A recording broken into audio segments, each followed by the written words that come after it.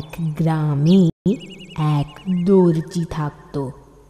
তার মনে ছিল অনেক স্বপ্ন। রাজা হবার স্বপ্ন দেখত সে।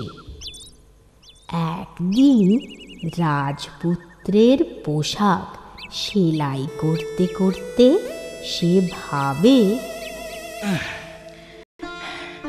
হ্যাঁ, এই রাজরাজারা কত ভালো ভালো পোশাক পরে।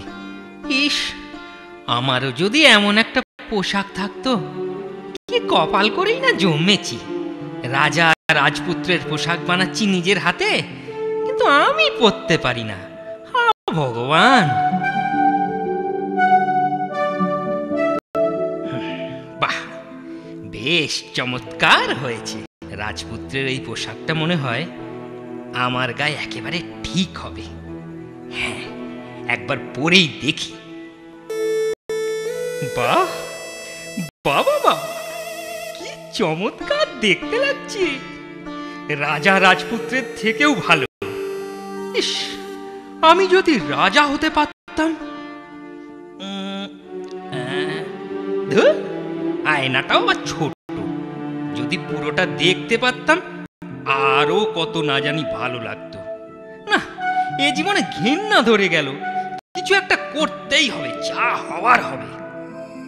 এ দেশে থাকলে সবাই আমায় দর্জি ভাববে। প্রথমে এ দেশ ছাড়তে হবে, আর দেরি নয়। আজ রাতের অন্ধকারেই দেশ ছাড়ি।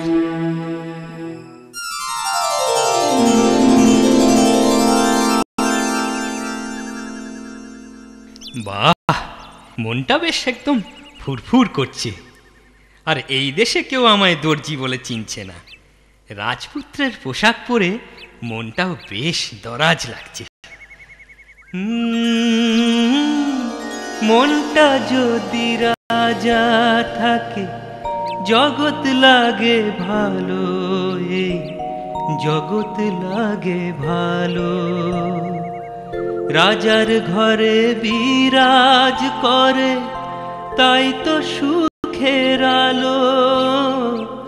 রাজার ঘরে বিরাজ করে, তাই তো সুখের আলো। হুম হুম হুম হুম হুম হুম।